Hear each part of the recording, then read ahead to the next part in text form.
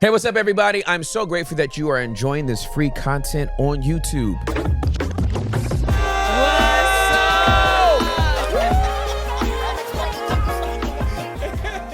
If you want to be the first to access content like this and not have to wait a week or who knows how long before you can see this content, then you should subscribe to B-Side, where you will get the content immediately as soon as it drops and you won't have to wait at all. The B-Side app is waiting for you to come home.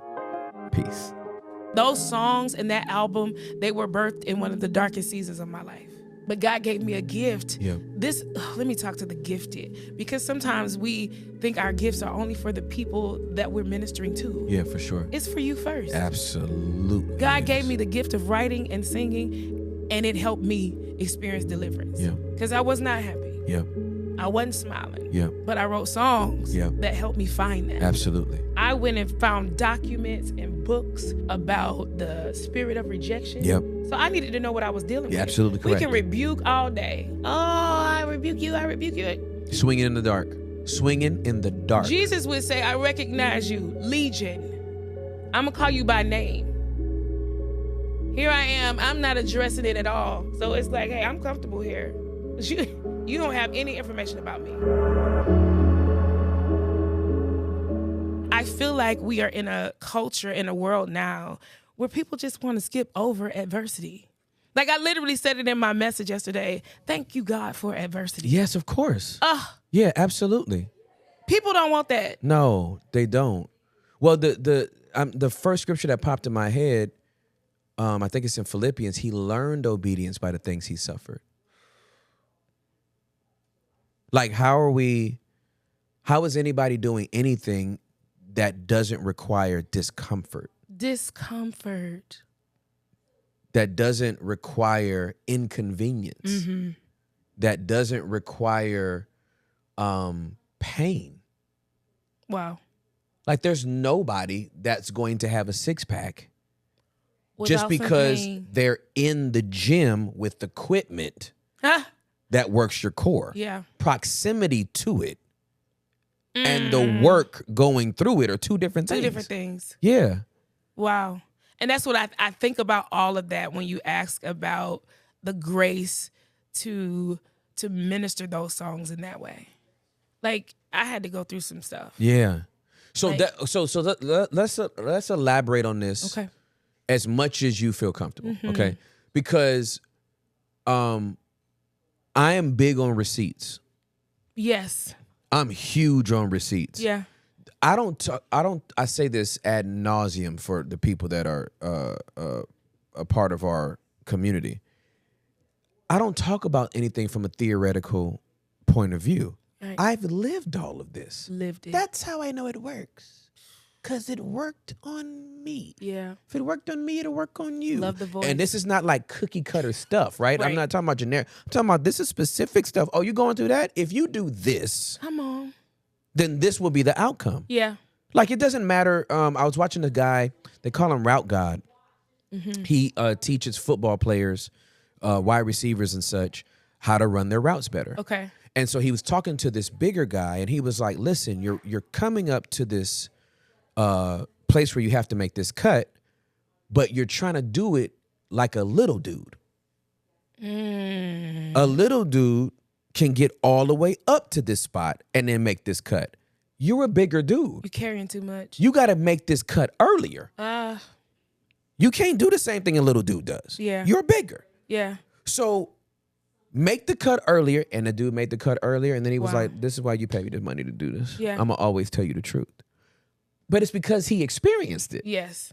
So he knows how to not only tell you how to run the route, but how to modify the route because he's done it himself. Yeah. And so there's a lot of, the reason why I know what you carry was costly Yeah. because it wouldn't move this many people Right. if you didn't pay full price. Truly. Yeah, you talk. Let's talk about some receipts. Okay. One of the things that I love to share this testimony now. Before, it was a little bit challenging for me because there was this expectation. Hey, you're on a platform. You got this. You got that. There's no way you went through this. I literally, from the years of about 2009 to 2013, I would stand on platforms, minister the goodness of God, lead people in worship, watch people be set free, and I would go home for days, like literally days, under the covers, comforters over my head, curtains closed, plagued by rejection. For many years, I called it the wrong thing. I was I'm depressed. Literally in the middle of the night, the Lord woke me up and said, Tasha, you've been calling it the wrong thing.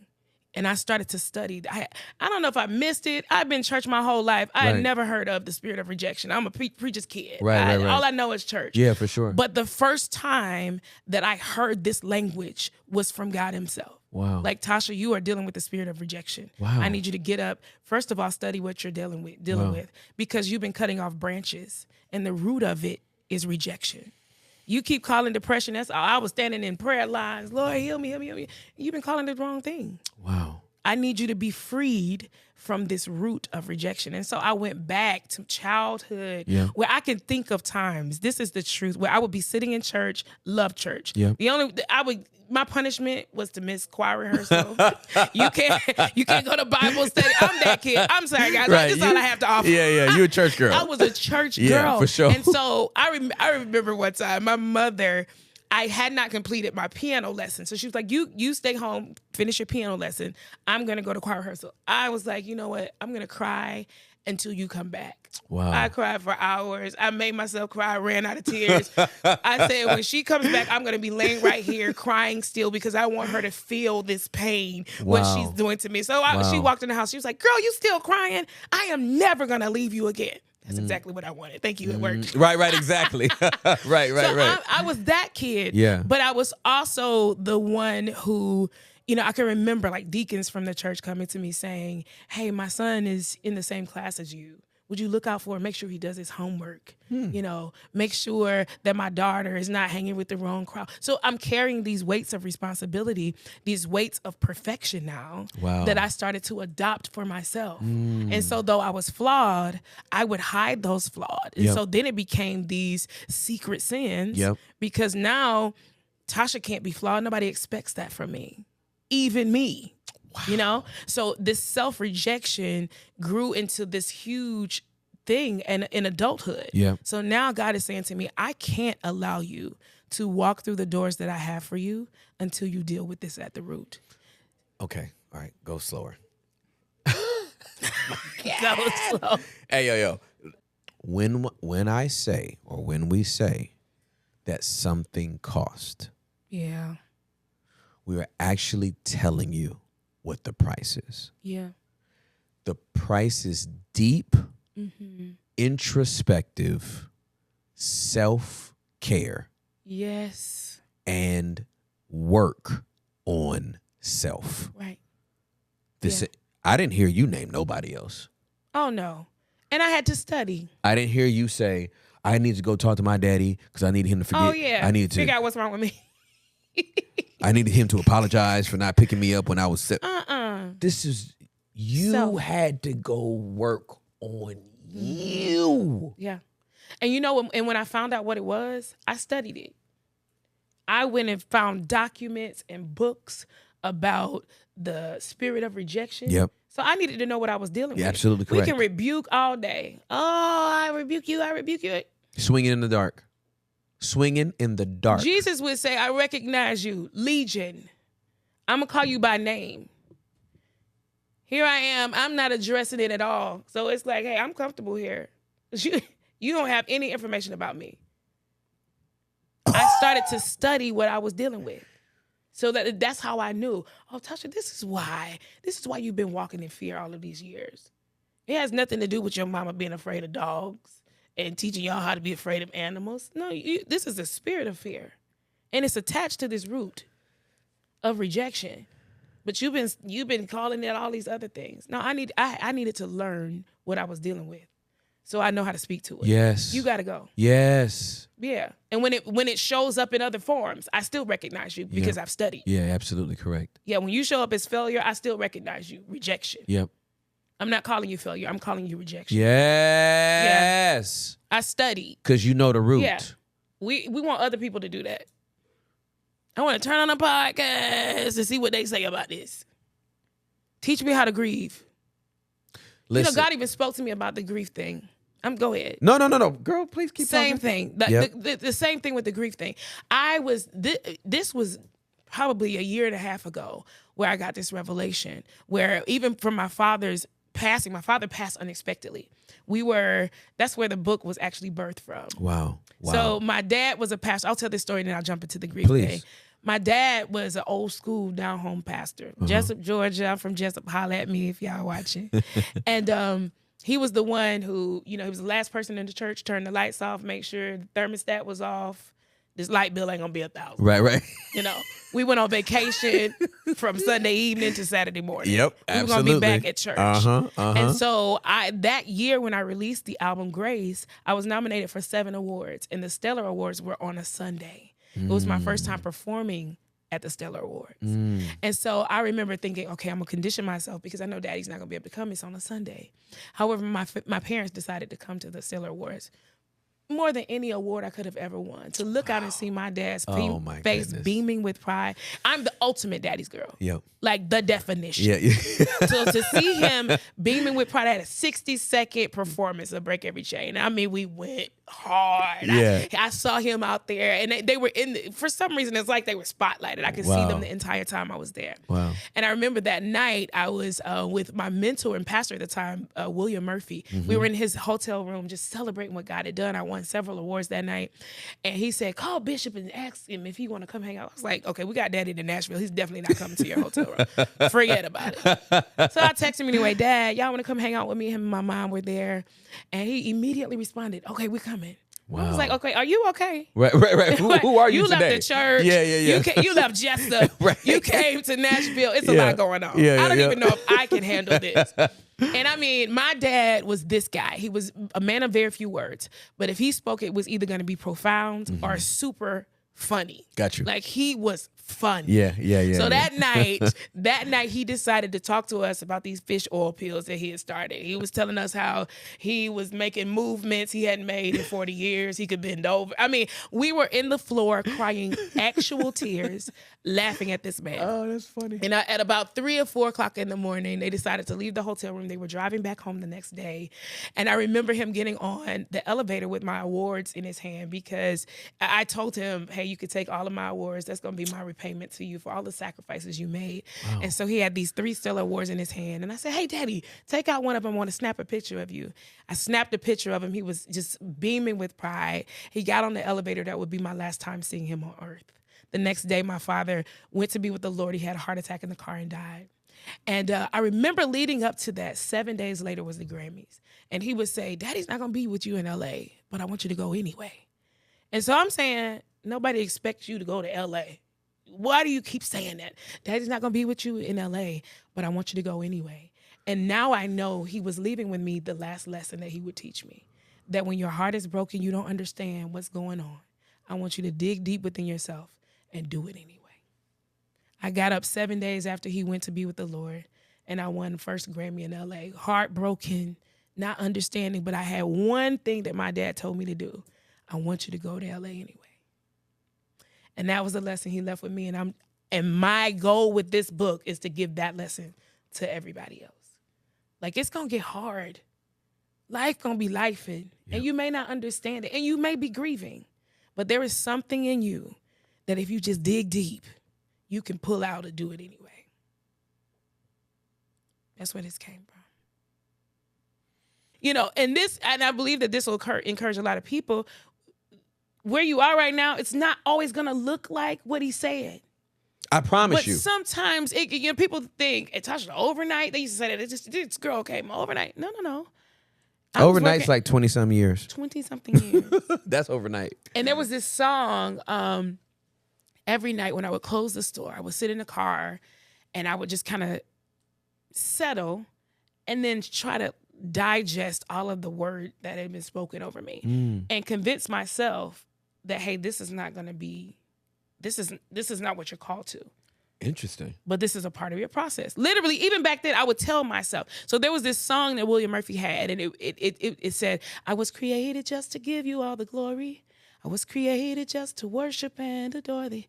You are the Son of the living God, the Savior of the world, and I was created just to give you all the glory.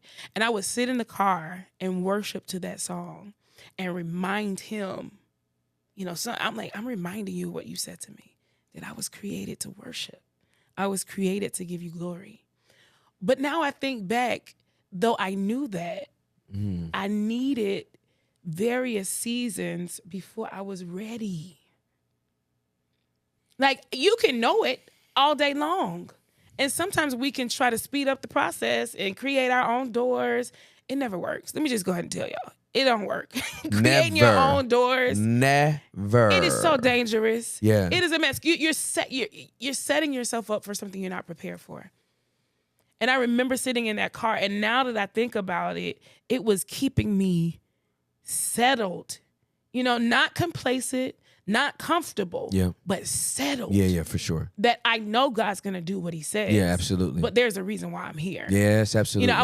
I told our church one day, had I not experienced those seasons of managing that store, I wouldn't be able to help my husband pastor a church.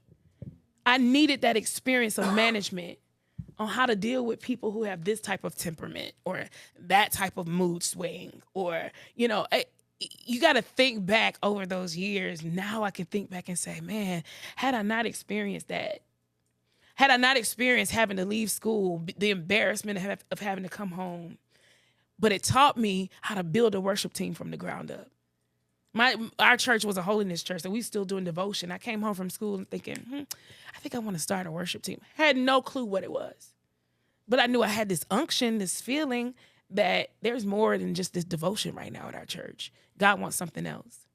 And if I had to sacrifice my dream of becoming a elementary school teacher to lead worship at Daddy's church, wow, then that's what I'm about to do. So Tasha Cobbs Leonard, Listen. are you telling me that you learned?